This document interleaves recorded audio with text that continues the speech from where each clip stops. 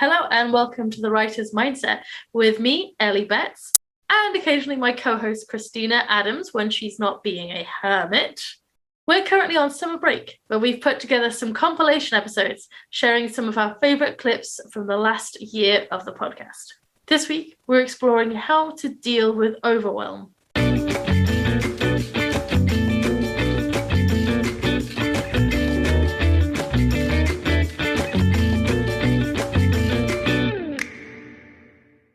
Thanks to our patrons for all of your support. Our patrons can listen to episodes early, suggest questions for our guests, and get access to our patron-exclusive bonus series, Healthy Habits, where we share the top tips to help you become your happiest, most productive, most creative selves. The series has helped our patrons to get more movement into their lives, solve plot problems, and find simple ways to add healthier foods into their diet. And these small changes can make a big difference to your writing. Want to find out what all the fuss is about? Head over to patreon.com/writers mindset. What would be your advice to a newbie like me who's just starting out, maybe, because I know a lot of our listeners are in a similar boat to I am. So what would be your advice to someone in that position who is feeling a bit overwhelmed by the prospect of writing a series, even if that's what they're sure they want to do? Okay.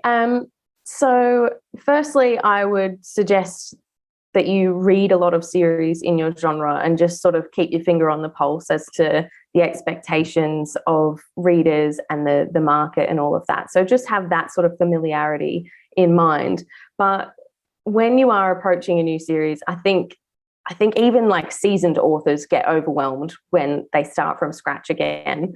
So I would suggest just taking a deep breath, stepping back from it for a bit, and sort of realizing that a series doesn't come together all at once. It's not like you're going to sit down one day and have the perfect idea for the perfect series, perfect cast of characters, and then you just get to sit down and write. That is not my experience, and I don't think I know any author who's had that experience. So I think I sort of mentioned this before, but I would suggest focusing on one element at a time. So whether it's developing your characters, whether it's developing your world, and just sort of starting small and starting from there and then building outwards. My series come together very much layer by layer.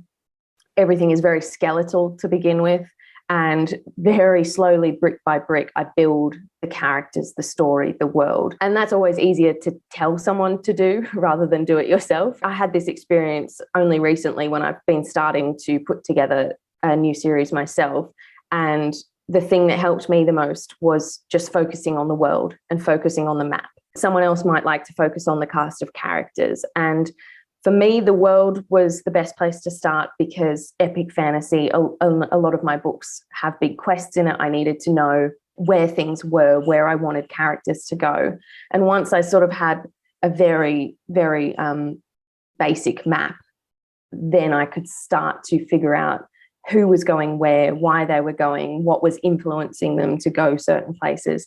And it just built outwards from there. So I think when you are feeling that sense of overwhelm, just to sort of bring yourself back and focus on one thing and just have the knowledge that it will come together a little bit by little bit and not all at once. So yeah.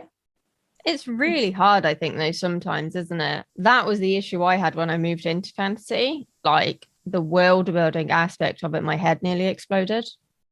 Yeah, it is intense. Like it's that whole iceberg metaphor as well. You only see the tip of it poking out of the water, but what the work you've done underneath is just this huge mass. And having to choose what to include and what not to include out of the work that you've done. There is like an element of decision fatigue and panic there. You want to be including the right things and making the world as rich as possible without dumping it all on the reader. So there is definitely that aspect to it. Yeah, I had the opposite issue, which was that I tried to get away with not including the world building. Ellie kept pushing me and going, how does this work? What does this look like? And I'm like, shut up. She's so mad. Because I had 2 out of 3 beta readers asking me the same questions, which is a sign I've got to fix it. Yeah. But I didn't want to because I quit writing fantasy for a decade because I hated world building. But you did such a good job though. Like once you went through the process of actually working those things out, and like you say, doing all the stuff that's under the water of the iceberg, it made it such a more rich, such, I can speak English, a nice rich world, and it works really well now. Thank you. And it's funny because obviously I didn't like world building, and then I realized I needed to put all the notes I'd got on various aspects of it into like a document of some kind. And I decided to sit down and do it during a writing sprint with my friend rather than like just because the accountability would mean I'm actually doing it rather than procrastinating on it. And I ended up enjoying it and doing it for an hour longer. And like expanding on things that aren't going to be in the series for like several more books, or even till the end of the series, which is going to be about book 20. So that was how far ahead my brain was thinking and how much I ended up enjoying it, because I guess like it was an element of challenging myself and problem solving, and I liked that aspect of it, like trying to poke holes in things. Yeah, definitely. I think you touched on something really interesting there, like keeping it all in a document. In my book, I've got a whole chapter on keeping a series Bible, which is pretty much what you're describing. And when you are writing a series that is, say, 20 books long, but even if you're writing a duology or a trilogy, having all that information in the one place, it will save you so much heartache down the road. That is something I did not do with my first series. And by the time it got to book 3, I really regretted that, because it meant I was either going to have to read these 120,000 word books from start to finish, which when you've read them 18 million times, you don't want to read them again to find out the color of someone's eyes in chapter 7, you know. So keeping a series Bible like you've done is one of the best like strategic things I think a series writer can do. Yeah, and you in that chapter, I really enjoyed it because you mentioned some things I hadn't thought to include. So I need to go back through my notes from that chapter and add them into what I've got, because a lot of what I've got at the moment is mostly how different magical powers and creatures work. And there was some other stuff that you mentioned, like, yeah, I should include that. I didn't think of that. And there's quite a few there. I'm like, this goes back to the world building I was trying to get out of doing. But needs must. I'm all for making our lives easier, especially further down the road. And I think that was why I didn't want to do the world building, was because it was easier in the present moment. But then I was talking to one of my author friends, and she said, you know, you do this upfront now and you don't have to do it again. And my brain was like, okay, I'm sold. That's it. I'm sold. Just because, you know, don't have to think about it again. And then I'm not shooting myself in the foot when it comes to book 4, book 5, book 6, when the powers are getting stronger and more complicated and there's more characters to juggle. Yeah, exactly. And I think like one of the things I sort of highlight in the book is that, you know, you don't necessarily need to sit down one day and write a series Bible before you know, write your book. What I do is I have an open document called the series Bible. And as I'm writing, while I'm making decisions, whether it's, you know, that someone's hair color or the type of magic that they have or the name of some mythical creature, I write those into the series Bible as I'm writing. So it's not like I have to come back later and pick things out and put it in, or start the series Bible and write it from the beginning. It's a living document. It grows as the book and the series grows. You know, it started out as a blank document, and now, like, for example, the series Bible for Curse of Siren Queen, I think it's about 65 pages long.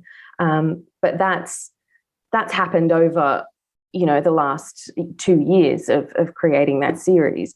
And not everybody needs to have a series Bible that long. If you're writing something more contemporary, you might have, you know, the list of shops in a town, or, you know, the family tree of the family that, you know, the book is exploring. It totally depends on what you're writing and how in-depth you want to go. But if you are writing a series, I think keeping a series Bible or something similar will definitely help you further down the line. The first thing I would suggest is that if you really are feeling overwhelmed, take a break, maybe a day or two, just to reset, because overwhelm, if you let it fester, as we all know, it can quickly tend to burn out, which is not what any of us need, especially when we're using our brains all day to write words. So yeah, the first piece of advice I would say is definitely take a break, come back to it with a fresh head, and then read it through and you still think it's not as good as it could be, or you're not hooking the reader, or it's boring, then I would say go and pull out 5 of your favorite books and read the starts of those books. Try and read with an eye to think, well, what is hooking me in? Why do I love this story so much? See if that's something you can replicate. And I will say, not plagiarize, please. Nobody wants any plagiarism. But see if you can replicate kind of the tone of that beginning. What is it that made you want to read on in the first place? And I find that if I, we all get stuck. It doesn't matter how many novels you've written, how many books you've got out there and published. You will get stuck at some point. And I think the key thing is just to lean into whatever in those favorite books of yours makes you want to read and see if you can replicate it. And you'll often find that as you're reading these novels, ideas spark in your head anyway. So I'd say start with that, go back to it, and then see if you can gradually layer in even 3 of the hooks. Don't tackle all 9 at once, but do it in stages. So maybe tackle the first 3, have a break again if you need to, come back, tackle the next 3, have a break again if you need to, come back. Because it's a horrible feeling knowing that something's not working, but you don't quite know what it is. But I do think that if you go away and you analyze what you love best about the books you read, it can work with movies too. If there's a particular movie that you love or a TV show, go and watch the first episode or the first 10 minutes and try and work out what it is that's hooking you in. I would tell them just to do the first thing. Just that's it. And whenever you're overwhelmed with anything, that's just do the next thing on the list. So the things that you need to create a decent reader magnet are you have to have an idea, ideally that relates to your series. So stop, sit down, the series that you decided, we talked about that a little bit ago, the most popular one, the least popular one, the next one, whatever series you decided you're going to do your cookie for, sit down, read the first book of that series. Usually the first book is the place you want to get the idea because you want to be able to offer the cookie right after the first book. So something that happened in the first book, somebody that was introduced, something that was referenced, the thing you said about how you often mention the mom getting outed, but that story isn't in the book. That's perfect. How much time would you recommend they need to start setting aside per day or per week just to get into that? Not necessarily as a permanent, this is how much you need per day forever, just to sort of start getting into it and getting used to it and maybe start building up that business. How much time? I think one way to think about that is when you're starting something new, as we've said before, you have to carve out the time. But carve out smaller times. I'm really focused or really big on what I would refer to as micro steps. So think about the small step that you can take. So if you're doing a writing, you might say, okay, there's working in the business and working on the business. So do I want to work in it where I'm writing something, I'm writing a book, let's say it's a fiction or nonfiction. Do I want to work on actually writing the story, or do I want to take that 5 minutes and work on it by focusing on the materials that I need, the research that I have to do, the marketing or strategy that I want to come up with? So you divide your time into something that is smaller, and that could be 5 minutes of direct writing or 5 minutes of doing research. So I'm I'm sitting at my computer, I'm researching this. Let me take my 5 minutes here and research for my writing what I'm working on. Or I've carved out my time on my lunch. That's my time for writing or editing or creating the outline or whatever the focus is. Love that. That's how I got through my first book when I had a day job. I would get home, have dinner with my boyfriend, and then my goal was to write 1,000 words a day. That was it, because I knew I could do that in about half an hour. And I ended up in most days writing more than that, but breaking it down into something I knew I could do made it a lot easier and a lot less intimidating as well. And then what I tend to do with editing is I will aim to edit a chapter a day. And usually the first chapter I have to do gets me over that initial barrier of, oh my God, I've got to edit a whole book. So then I end up doing 2 or 3 chapters, maybe 5, sometimes even 10, particularly on the weekend. And sometimes those micro steps just help you to get over that feeling of overwhelm and having a gazillion and one things to do. If you just make that small step, that milli-sized step, sometimes that's all you need to realize, yeah, you can do a lot more. And you look back and suddenly an hour's gone and you've got a load done and maybe you've earned some time off or you've got some time back for tomorrow because you were more productive today. I think we should stop saying micro steps now, and I'll just refer to them as milli steps. The other thing I should point out is Millie does not like walking. She's an incredibly lazy dog, which is another reason I say that she's part cat. So the fact that it's a milli step is even more relevant because she doesn't want to do the thing that she has to do that's good for her health. And she also has a complex about even leaving the sofa to go to the toilet. So yeah, she's a very lazy dog. So milli steps is poignant on multiple levels. So how has your process changed then from like idea to published book? How has your idea changed in terms of not only speed and efficiency, but also maintaining a balance between writing and like self-care time and free time and stuff after you started outlining? Oh, huge change, massive. My first 2 books each took me 2 years to write. And partly that's because I was new to writing books. You know, like there are lots of smaller skills that you have to juggle when you're writing a book. You've got to figure out how to write dialogue that feels natural but doesn't actually read the way people really speak, because that's hard to read. And you have to figure out how to show characterization without telling it. And you have to figure out how to put in just enough detail without going overboard. Like it's a lot. It's a lot. But so, you know, partly that 2-year time span for each of those books was because I was new to all those skills. But mostly the increase in speed, I think, came because I wasn't screwing around anymore. You know, I knew exactly what needed to happen next and why it needed to happen, so I could just blast through a story with minimal wasted time. So I went from those first 2 books taking 2 years each to write, but my 3rd book only took 6 months because that was when I started outlining. And then my 4th book was like about 4 or 5 months. And now I'm at the point where I can turn out a really clean manuscript that needs minimal editing. For a long book, like I'm kind of known for writing big fat door stoppers, so I can write about 185,000 words in 10 weeks.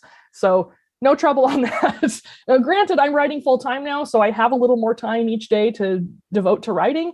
But if I were still working at a day job, it would probably be around like 15 weeks. That's still really fast. That's still several good books written per year. Absolutely. Do you yourself make time for sort of self-care and things like that? Do you try and maintain that balance between, especially when you're writing full time, do you do anything to make time for writing? Sorry, not make time for writing.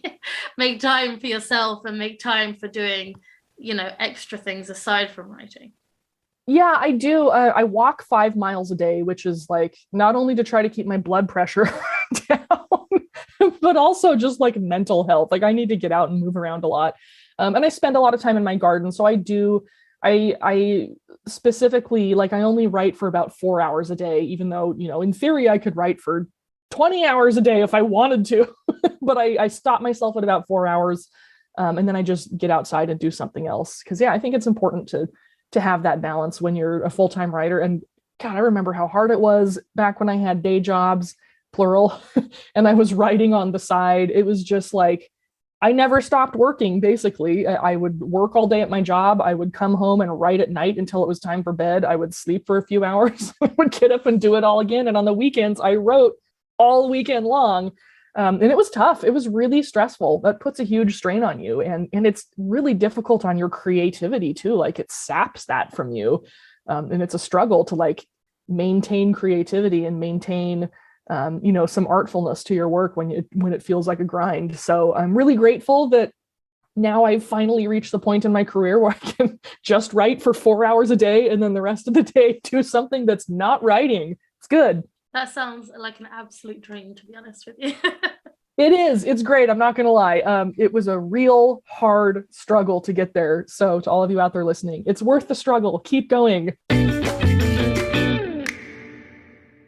If you found this compilation interesting or helpful, make sure you subscribe to The Writer's Mindset on YouTube and or on your favorite podcast platform, or all of them if you're feeling generous. Everything from a like to a rating to a review to a subscribe to shouting about us on social media helps us to reach more writers so that they can overcome their mindset issues that are holding them back from their writing too. Have a great summer and we'll see you soon. Keep writing.